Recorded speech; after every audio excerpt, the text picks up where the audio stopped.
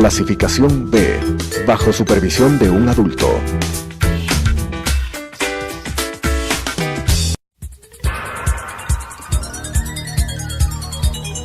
Las opiniones vertidas en este espacio por la producción y dirección del programa son de exclusiva responsabilidad de sus autores y de quienes intervienen en ellos.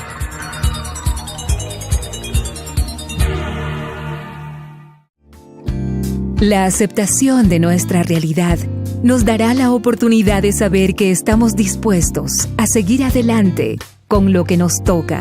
Te invito a acompañarnos. Hoy es un buen día para empezar de nuevo.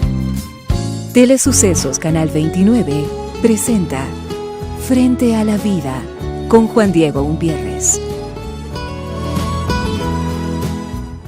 Bienvenidas, bienvenidos, yo soy Juan Diego Umpierres, siempre un gusto acariciarnos en conciencia, por supuesto a través de Radio Sucesos 6:30 y a las 21 horas también puedes escuchar la radio de una manera inteligente, pero nos ves en pantalla en nuestro querido formato de Telesucesos. Además, siempre la invitación a seguirnos y encontrarnos en las redes sociales, ese mundo infinito del internet, donde puedes no solamente escucharnos a través de la web, sino irte al Facebook, a Frente a la Vida, o también en nuestro canal de YouTube, en todo en High Definition, para que veas todos los programas, para que puedas encontrarlos, para que puedas ponernos en familia. Y como siempre decimos, a las 6:30 siempre tenemos un encuentro de suspiro, de llevar herramientas funcionales y también para entender que cada uno de estos personajes que viene al programa tiene un aporte importante en eso que siempre buscamos aquí Frente a la Vida, que no es otra cosa que girar, darle transformación a la conciencia, despertarnos y saber que pase lo que pase, que a pesar que podamos creer que los pesimistas son mayoría, no, hay un mundo que está soñando por ponerse en contacto con esa conciencia activa y ejercer la transformación del alma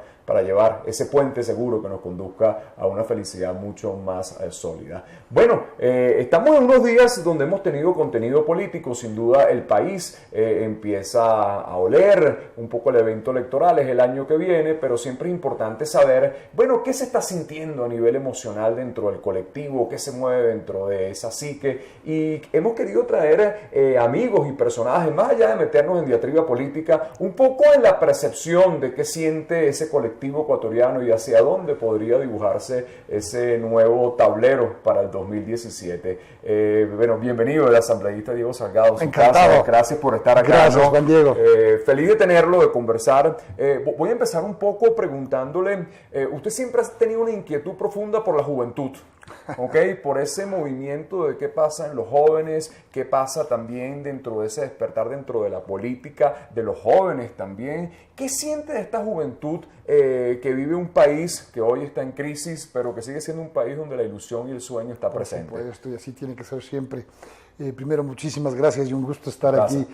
aquí con usted. Claro, mi inquietud, la juventud, porque realmente comencé mi vida pública o la política, el interés por esa esperanza de cambio, de tener un mejor país, ese sueño que gracias a Dios todavía lo mantengo y por eso Amén. ahora estoy aquí activo.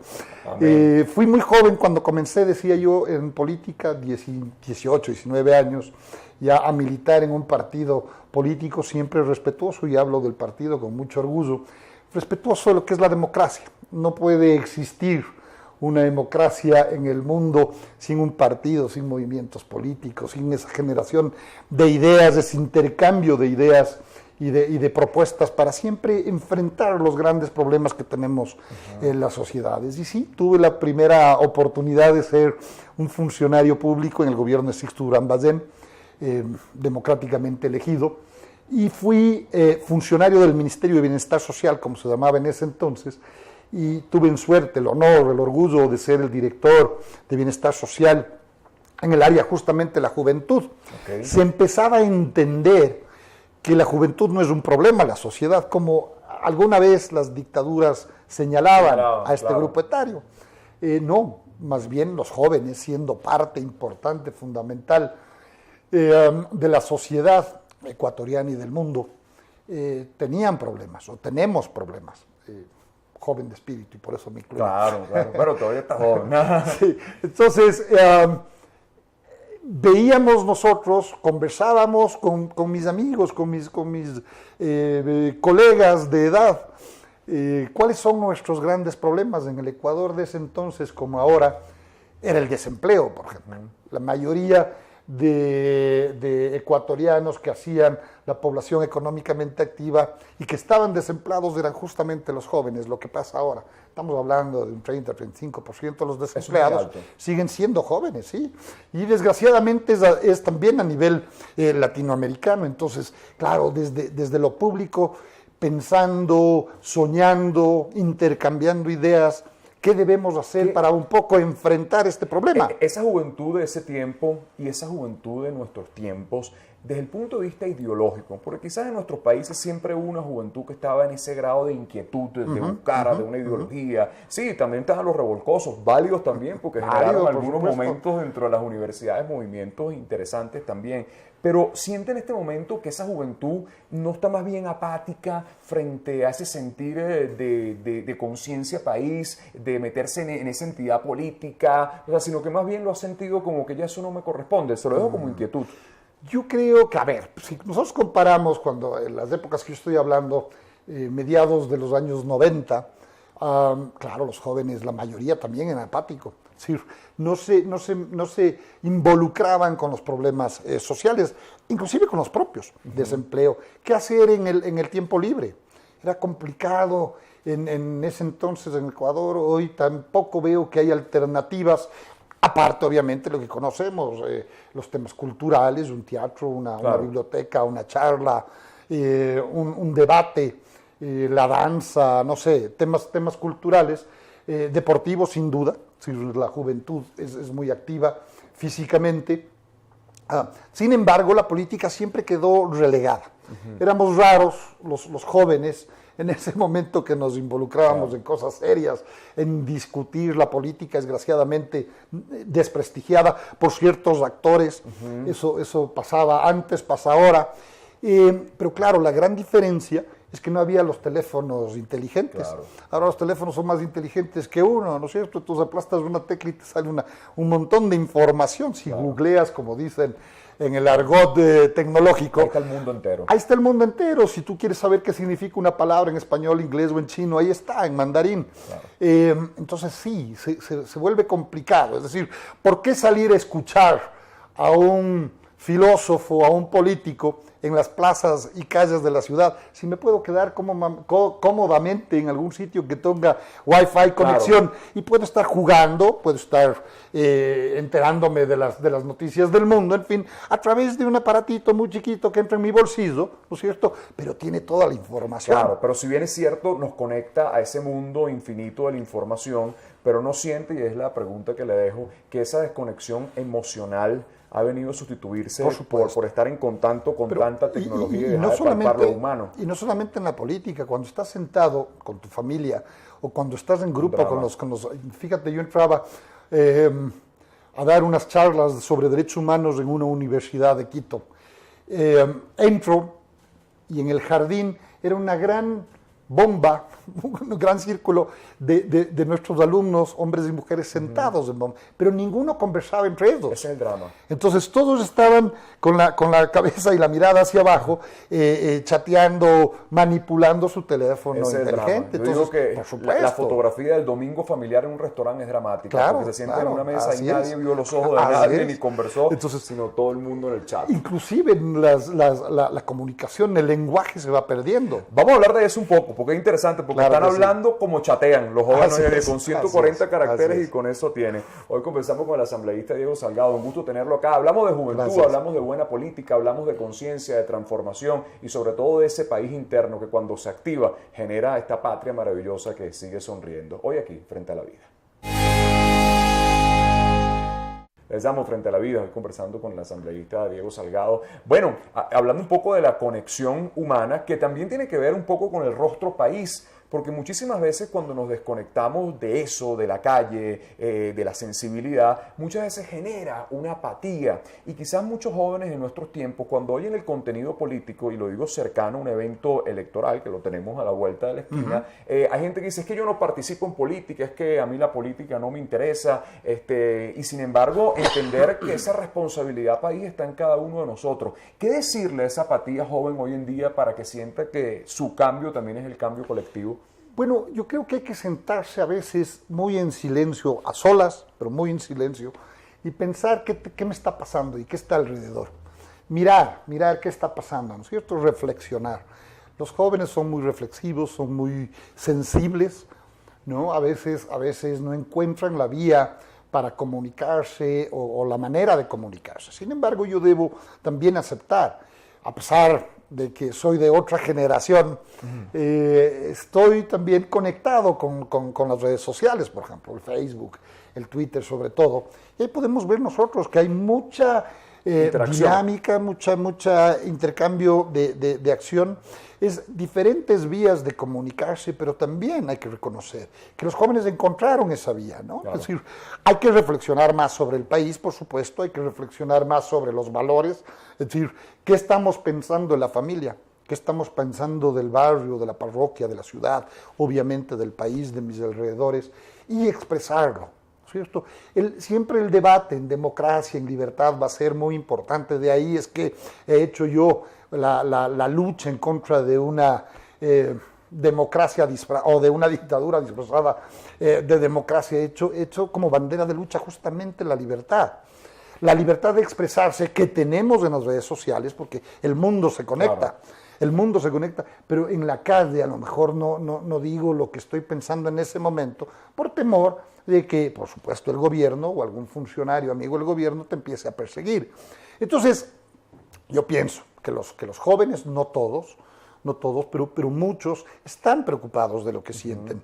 Me duele muchísimo la realidad de mi país, que en vez de avanzar en generar, por ejemplo, empleo, en generar bienestar para sus ciudadanos, esté retrocediendo. Estamos hablando, no por meter cifras ni mucho menos, pero en el 2006 había algo más del 5% de desempleados. 10 años después, nuestro segundo boom petrolero, estamos hablando de cifras similares, y desgraciadamente el desempleo a quien más golpea, al grupo social que más golpea, es a los jóvenes. Entonces debemos ser más reflexivos, debemos ser más críticos, tenemos que opinar por la vía que sea. Es válida la red social en mi caso. Sin duda, válida. Y así también la utilizamos y así la entendemos. Además de nosotros caminar por las plazas de nuestro hermoso país, también estamos en esa autopista informática, también tratando de darle una lectura. Claro. Y reflexionar sobre qué dicen los jóvenes. ¿Sabes que yo he hecho una reflexión? La hice en mi país y la expongo aquí. Yo llevo 6 años en el Ecuador, pero sigo estando en pañales, aunque amo este país como mi patria y lo defiendo, porque creo que sigue siendo un país gigante y extraordinario. Pero yo hice una reflexión en Venezuela hace muchos años, que nosotros los padres educábamos a nuestros hijos para que estudiaran afuera y para que en el fondo no regresaran. Entonces generamos una generación que perdió el sentido de pertenencia, porque esos jóvenes sabían que cuando se graduaban se iban al exterior, iban a las mejores universidades y no volvían. Entonces cuando tú le hablabas de Venezuela, sentían que era un país en el fondo ajeno, porque su preparación psíquica ya era, me voy. Sentimos eso aquí, que los padres quizás por la misma situación económica dicen, mejor es que mis hijos estén afuera. Le hago la pregunta. Yo no puedo generalizar, sin embargo debo estar parcialmente de acuerdo. Es decir, como no hemos logrado un nivel de educación ni media y tampoco superior, pensando en la universitaria, claro, pensamos lo mejor para nuestros hijos, que puedan conocer otras latitudes, que haya intercambio con otras culturas, otras naciones. Yo creo que eso además es muy rico. Claro. Es decir, eso nos ayuda a despojarnos de los nacionalismos, por ejemplo, a despojarnos de racismos, a ser más tolerantes. Yo creo que la mejor educación para evitar esos ismos es justamente viajar, involucrarse con otras culturas, otras naciones, ver que somos similares en el fondo, ¿no es cierto?, que nos podemos comunicar con sentimiento y a lo mejor compartir sueños, ideales. Yo creo que eso es bueno. Sin embargo, claro, las condiciones en las que se encuentra en nuestro país, si tú eres un padre responsable, estarás buscando lo mejor para tus hijos. Si es que yo no encuentro que mi ciudad, que mi barrio, que mi país protege a mi hijo, tengo un hijo de 8 años, y si veo que él no puede irse libremente, protegido y seguro al parque, lo tengo que encerrar, por desgracia. Claro. Y lo mismo en los diferentes áreas de la vida. la educación superior, luego empleo, trabajo. ¿Qué está ofreciendo nuestros países con este tipo de regímenes políticos? ¿Qué está ofreciendo? Ser parte de Alianza País para vivir mejor. Yo no creo que es por ahí. Vamos a la próxima parte, asambleísta, hablar de los ismos. Eso me parece un tema interesante porque hemos venido como una especie de carga viral con estos ismos y todos estos procesos de reivindicación histórica pasada en función de convocar a un populismo a veces que termina siendo peor terrible, como quien dice, ¿no? El remedio que la enfermedad. Le dejo la pregunta del ismo para la próxima parte. Hoy conversamos con el asambleísta Diego Salgado. Hablamos de país, de juventud, de conciencia y vamos a hablar de ese concepto de nacionalismo, cómo se genera en nuestra psique colectiva en nuestros tiempos, hoy aquí, frente a la vida. Conversando con el asambleísta Diego Salgado.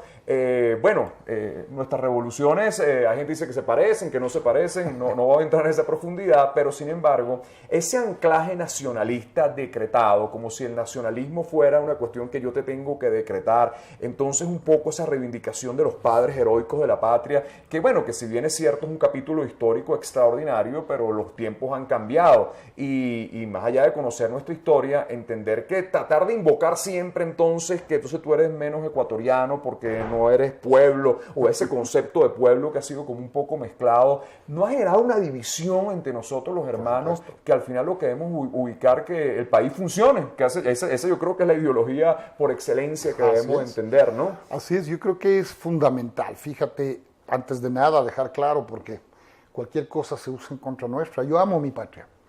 Yo quiero respeto a la tuya. Yo amo, respeto y quiero al género humano. Así es. Por supuesto que sí. Sin embargo, eso de decir discursivamente que, no sé, el Ecuador para los ecuatorianos y que si no eres un traicionero y todas estas cosas, es una retórica. Que con lo único que podemos combatir es con educación. Es con tolerancia, por ejemplo, hacia la unión nacional, ¿no es cierto? A llamar inclusive a todos los temas con su nombre. Uh-huh. Yo no puedo pensar que, por ejemplo, no sé, estoy pensando en el gobierno venezolano que hace unos pocos meses votó a hermanos colombianos de la frontera, inclusive señalándoles como delincuentes, por Dios. ¿Cuál fue el juicio? ¿Cuál fue la causa real de este tema? Lo que está pasando en el Ecuador. Hace pocas semanas atrás también hermanos cubanos fueron desalojados, expulsados de la manera más inhumana. Y además, ¿a dónde? ¿No es cierto? Porque en Cuba seguramente les empezarán a perseguir porque se fueron de la revolución. Claro. Y el que se va de la revolución no es nacionalista, no ama a su patria, etcétera, etcétera. Pero sin embargo, este tipo de totalitarismos, inclusive ideológicos, ¿no es cierto?, responden a otros preceptos más grandes. Uh-huh. Por ejemplo, en el caso de la revolución del socialismo del siglo XXI, que está en Venezuela, que está en Bolivia, que está en el Ecuador, que está en Nicaragua, que estuvo en Argentina, responden al Foro Sao Paulo. Claro. Foro Sao Paulo, una reunión de amigos comunistas, socialistas, que van desde los grupos terroristas de ELN, FARC, los sandinistas nicaragüenses, y todo esto construido nada más y nada menos por los líderes de la revolución de toda la vida, los hermanos Castro, en sociedad con Lula da Silva. Ahora Lula da Silva está perseguido por la justicia brasilera. Entonces, claro, quien piensa en el socialismo del siglo XXI, que según Fidel Castro es nada más y nada menos que el comunismo tradicional o el socialismo tradicional, que no es lo mismo, pero es una transición a. Es exactamente lo mismo, pero quienes están pensando, más bien se sienten más allegados al coideario boliviano, al coideario argentino, al coideario chino, ruso o iraní, que realmente con un liberal, por ejemplo, en mi caso, ecuatoriano. Es decir, quienes están con el discurso del nacionalismo responden al Foro de Sao Paulo y se sienten más allegados a cualquier no nacional, pero que piense igual. Claro. A mí me ven como enemigo, porque soy el liberal, porque además combato los totalitarismos, las dictaduras de cualquier color y olor. Yo pienso en la libertad, yo quiero la seguridad. Hay 2 o 3 cosas fundamentales que sí tiene que hacer un Estado, pero el Estado no te tiene que decir en dónde estudiar, o si tomarte una cerveza un domingo, un lunes, un martes, o cuando al Estado se le ocurra. Hemos creado un superestado. Un superestado. Entonces, que poco tiene que hacer con las propias actividades y gerencias del Estado. Así es. Estamos cercanos al evento electoral. Digo cercano porque esto va a volar en pocos tiempos. El ajedrez todavía no luce tan no está muy claro, sí. Todavía no. Pero más allá de ver las figuras, le preguntaría, ¿qué va a conectar al ecuatoriano? Usualmente dicen que en nuestros tiempos la emoción conecta al voto. ¿Seguimos pensando que vamos a pensar con el grado emocional o quizás un proyecto que tenga una contundencia más de proyecto país puedan esta vez afrontar una madurez para establecer un cambio? Le pregunto. Sí, por supuesto. Y yo creo, y jamás voy a desconectar la parte sentimental. Nosotros somos orgullosos, hablo los ecuatorianos, porque justamente en nuestra capital se dio el primer grito de independencia en este lado del mundo. Y por eso somos conocidos como Quito Luz de América. Así es. Somos libertarios, nacimos libres, nos hemos criado libres. La mayoría de nuestra población hasta hace poco estaba en la ruralidad de nuestro país, en donde ahí no hay cerramientos, en donde no hay cercas, en donde no hay ni siquiera militares que no te dejan pasar por la Plaza de la Independencia para que no molestes al gran poder. Así es. Corren libres como cualquier otro ser humano o ser viviente, mejor dicho, en los parajes, en los páramos, en las playas, en los campos, en fin. Eso es el Ecuador, eso es Venezuela. Así es. Que por A circunstancias haya un grupo cada vez más reducido, pero que tiene el poder y te pretenda someter, sí. Pero claro, yo sí le estoy viendo, como muchos de los ecuatorianos, que el 19 de febrero de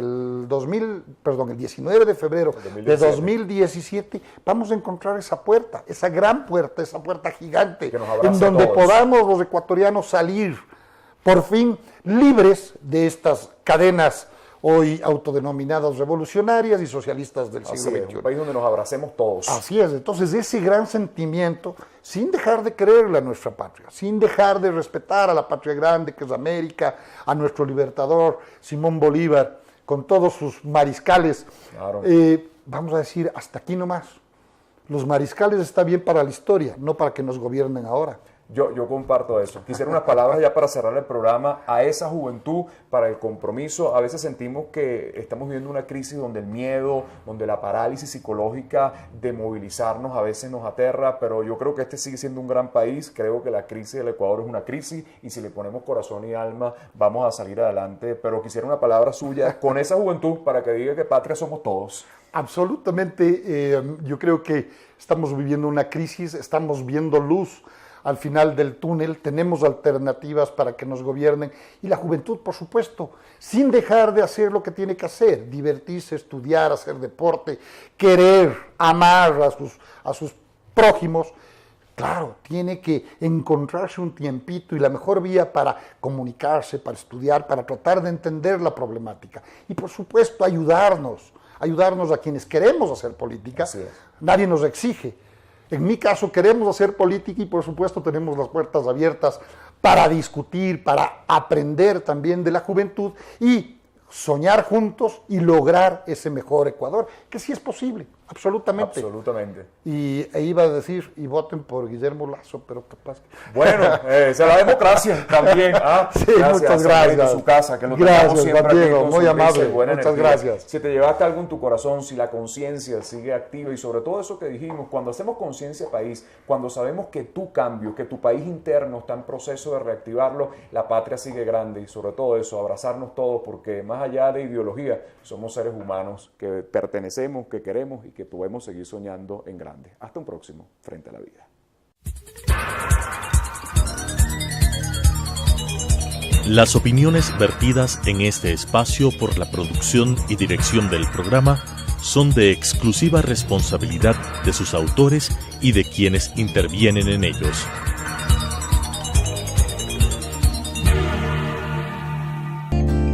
Los triunfos no se miden por las victorias. Habrá derrotas que más temprano que tarde Agradeceremos y evaluaremos como éxitos favorables. El tren pasa siempre, mientras estemos despiertos, frente a la vida.